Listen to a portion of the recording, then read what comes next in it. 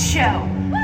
Yeah, so let's try it one more time. The first thing I have to demonstrate the human blockhead is this! Yes, much better. Now, this is just a nail. Could you do me a favor? You look incredibly strong. Could you just take this and just snap it in half using those muscles? You can let a primal scream out, anything you've been using to shove down anything you've been holding on to. Ah! Can you do it? No, you can't bend it? Do you know why? Yeah, it's a real nail. Now, I love having audience interaction in the show because they get to verify for each and every one of you too frightened to interact with me personally or move up to the front rows to validate my existence, that everything you're seeing on this stage is 100% real. In the sideshow, we don't do any tricks. Tricks are for ladies of the night and magicians. And if I were in either of those respectable jobs, I'd have better shoes on right now. Unfortunately, I'm in Carnival Sideshow. Now, the second thing I have to demonstrate the human blockhead to you is this! Excellent. That's just a tiny hammer. You know, normally when you see someone do the human blockhead act, they're grizzled old nasty carny dudes on the side of the midway. And I'm trying to jazz this up with some nice lady energy, you know? Gold nails, baby hammers. Bought this hair just for all of you. Now, if I were to take this nail and hammer it right into the center of my skull, just like Melvin Burkhart would do, where do you think the center of the skull is? There's no wrong answers here, girl. We're all best friends. Where do you think? Oh, like right here. This? What did I do to you? Now, in many cases, that would be 100% right. But in the sideshow, that would be called a showstopper. Yeah. And I don't have the right type of pants on right now for a severe brain injury. I was told not to do that on stage. I'd get in trouble. So, when looking for the center of the skull in sideshow, I tell everyone to take it back to art class, where you draw the big oval for the face, split it vertically, split it horizontally, and where those lines meet would be the center of the skull. So I'll take away a little bit of my five head to help you find it easier. Where do you think it is now? Right on the nose. So I'm gonna take this real nail, this real baby hammer, and hammer it straight through my mostly real nose to entertain all of you here today. Now, if you're wondering why I'm licking it first, I am gonna suggest a new boyfriend. If your boyfriend didn't laugh at that joke, girl, get out now. It's never getting better.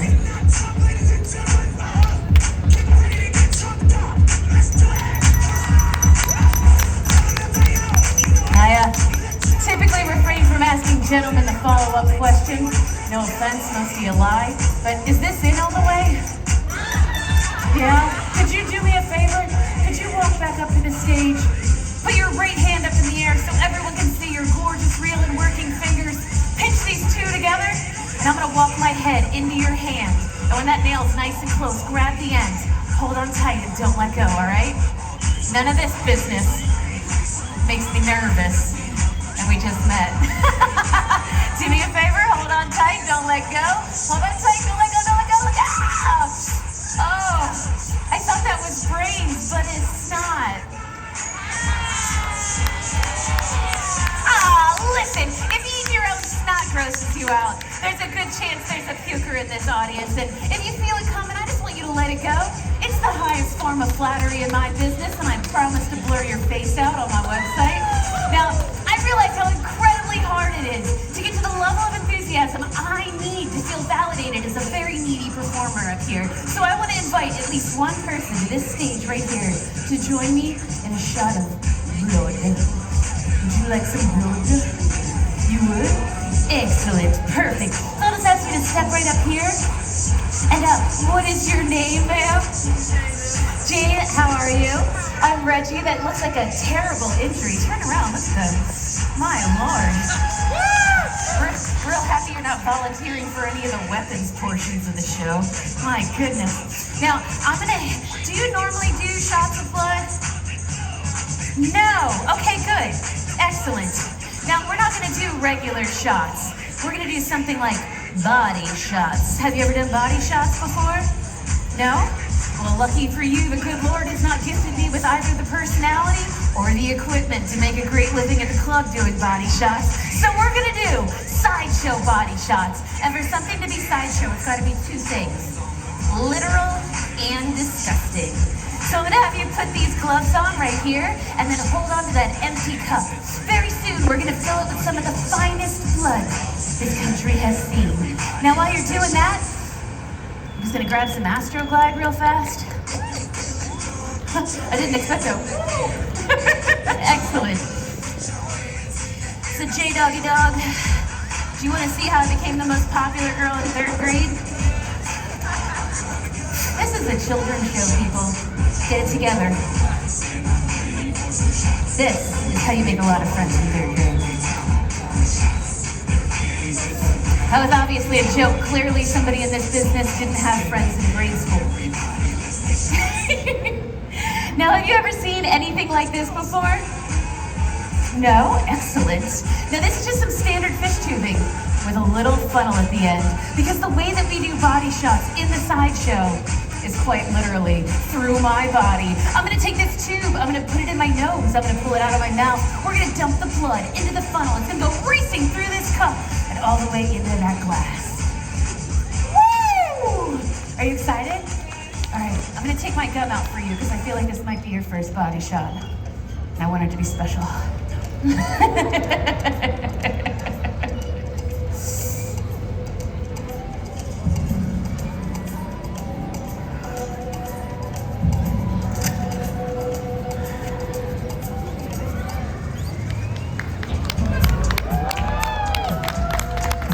Oh wait, there's more.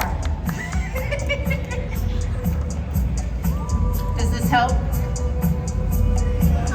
See, it's just like the club, right? You know? Excellent.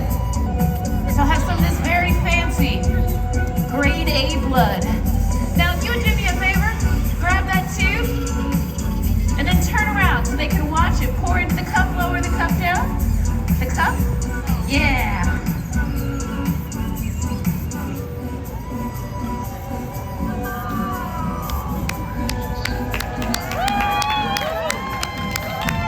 Oh, wait, yeah. It gets a little stuck sometimes. Now I need one last favor from you. Could you grab this funnel? Can you hold on real tight? Don't let go. Don't break eye contact.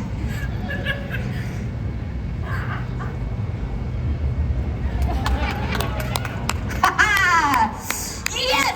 Thank you so much. You are amazing. Cheers. You can have the rest of that one. You're amazing. Let's hear from my unbelievable volunteer.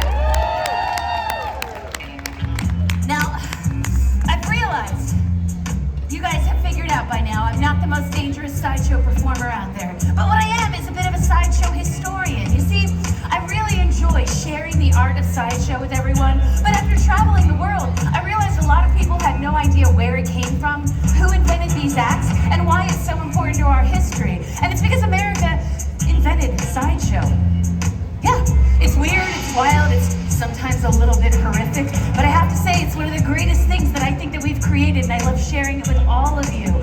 Yeah, so this next act is part of a portion of the show called The Cavalcade of Swords. Yes, lots of weapons. Now I am gonna ask for a volunteer for this act. I don't normally do it, but it is the 10th year.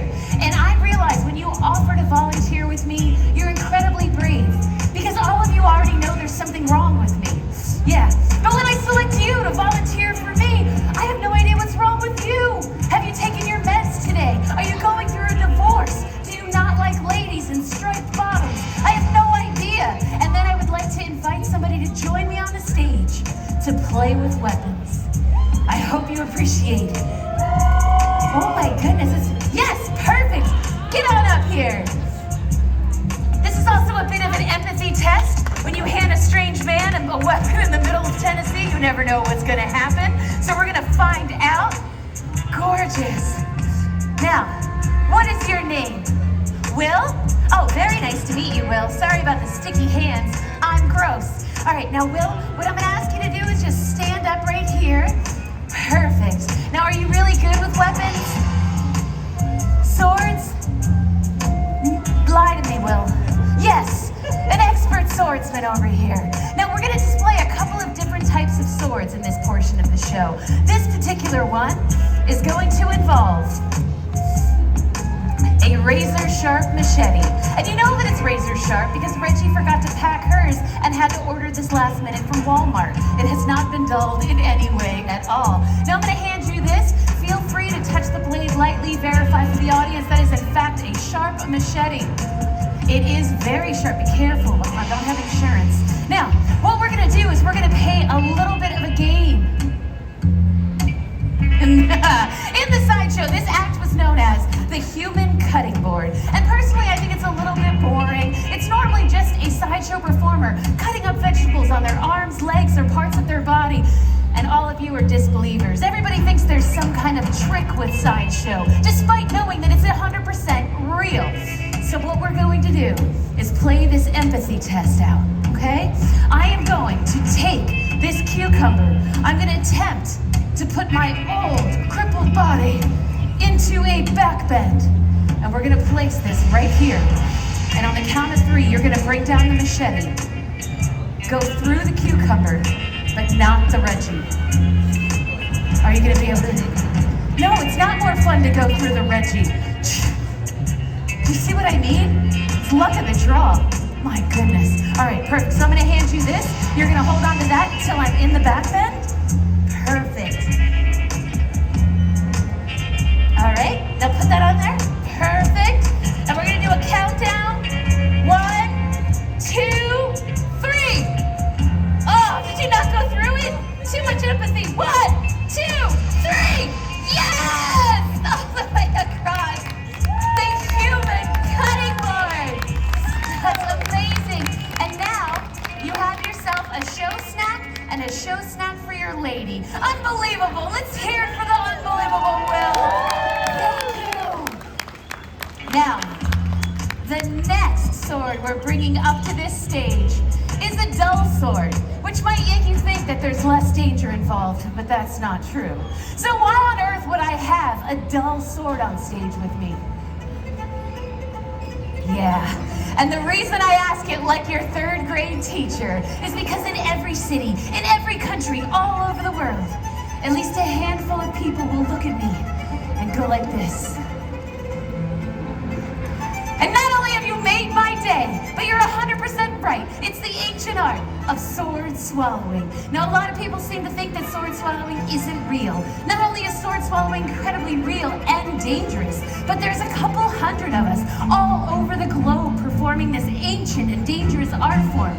We even have our own international holiday. It's known as International Sword Swallowers Day, and it happens on the last Saturday of every February. The holiday is something that we use to honor sword swallowers that have passed throughout the year. It originated after the death of a 26-year-old mother. Rosemary Puentes was swallowing swords all day long in the Texas heat at a fair. She went home experiencing a great deal of discomfort, but as you could imagine, this is a very uncomfortable job. So she had no idea how serious her injuries were because sword swallowing injuries are inside your body. And you often need a visual indicator to let you know that something's gone wrong. Now, if I were to swallow this sword right here, pull it out of my body, and it was covered in blood, everybody here knows it's time to go to the hospital, am I right? Yeah. Well, Rosemary Puentes did not get that visual indicator that it was time to go to the hospital. She went home, kissed her kids goodnight, went to sleep, and never woke back up. And that's why we celebrate International Sword Swallowers Day. And I hope you appreciate a little bit of the backstory. I myself ripped open my esophagus back in October, so I'm pleased as punch and incredibly honored to be performing this ancient art form for all of you here today. Now, what I'm going to be doing is taking this sword, I'm going to drop it down until it hits some friction in my throat. There's a tight little sphincter there that I'm going to have to relax for the sword to pass through.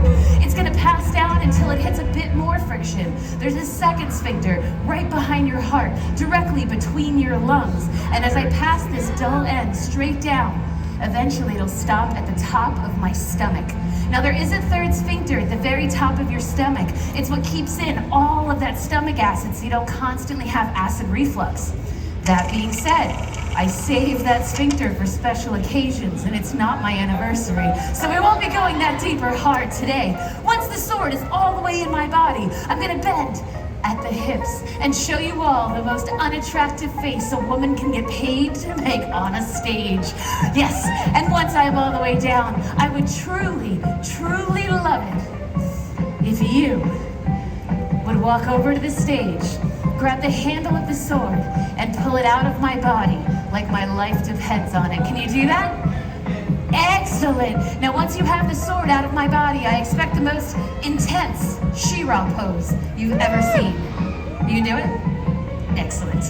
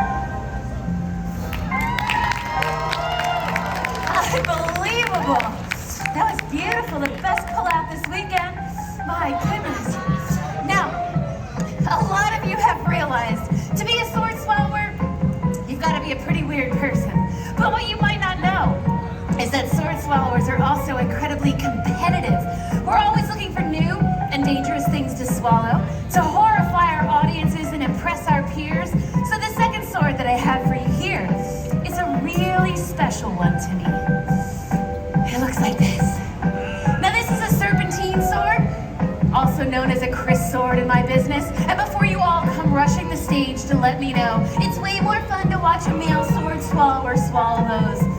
It's because you get to watch their Adam's apple jiggle back and forth on the way back up. But for God's sakes, just use your imagination. It really is just as dangerous when I do it.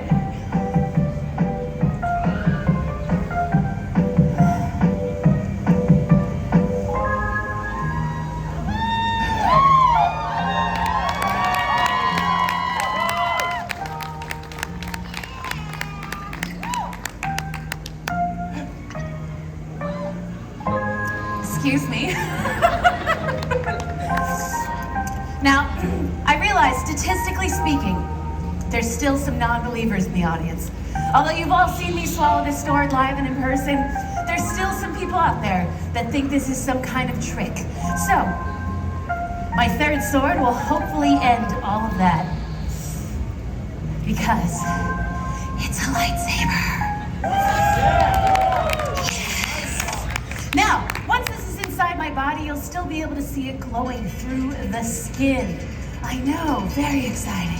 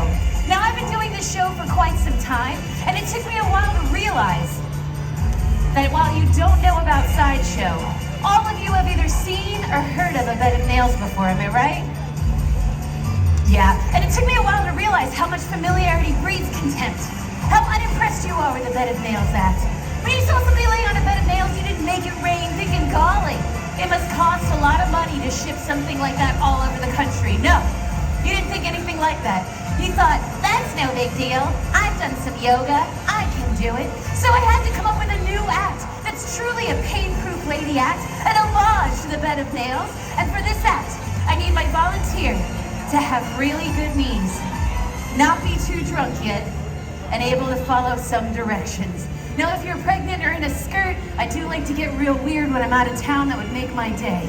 Let's see, what do we got here? Who would like to volunteer? Yeah, get on over here. I see you right at the end. Perfect! Let's hear a round of applause for this brave person over here. Oh yeah.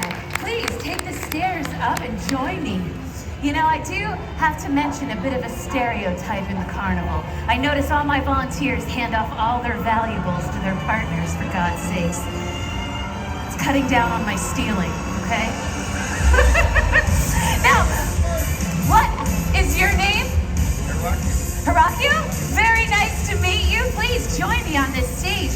And actually, this is gonna work out really well because you already have half the costume I'm imagining. Yeah, perfect. And now that you're in showbiz, I'm gonna add a little bit of flair. Okay, hold on right there. Now don't turn your back on this audience. Now that you're up here, you can't trust them anymore, okay? Yeah, it's us against them. You gotta watch them. Now, the first thing I would like to do is give you this wild seed packet and a nice sticker as a thank you for being a part of this. Go ahead and throw those in your pocket. Perfect. And I'm gonna give you this gorgeous cowboy hat. Just pop that on. See, the outfit was already there. Unbelievable, we come so prepared. Now this is the second piece of equipment I have for you. Do you know what this is, cowboy? It's a pistol. Now, I do need to remind you not to pop off early. This is a duet. We're gonna get there together. There's a lot of life lessons in this show, young men, if you're all out there listening. Perfect. Now you're gonna hold on to that, and I have one last piece of equipment for you. It's this. Do you know what this is? It's a piece of wood. Yeah, you're right. Reggie's on a budget. What's gonna happen is I'm gonna go through this entire act. I'm gonna tell you everything that's gonna happen. And then I'm gonna revisit that question and ask you what this has turned into using the power of your imagination. Got it? Now instead of a bed of nails, what I have is this. A bed of barbed wire. Woo! Do me a favor, touch that so the audience verify that it's real barbed wire.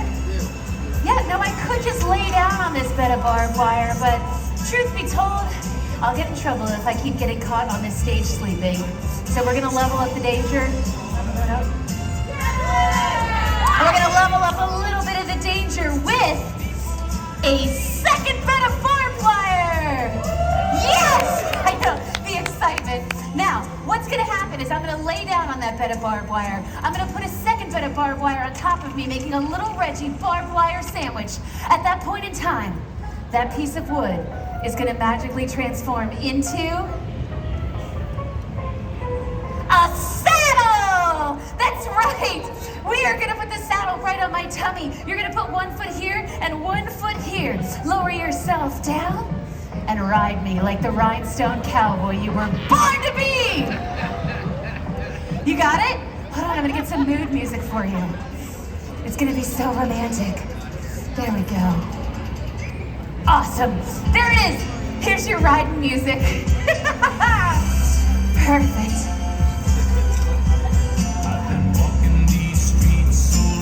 Oh my goodness, stop peeking. Singing the same old song.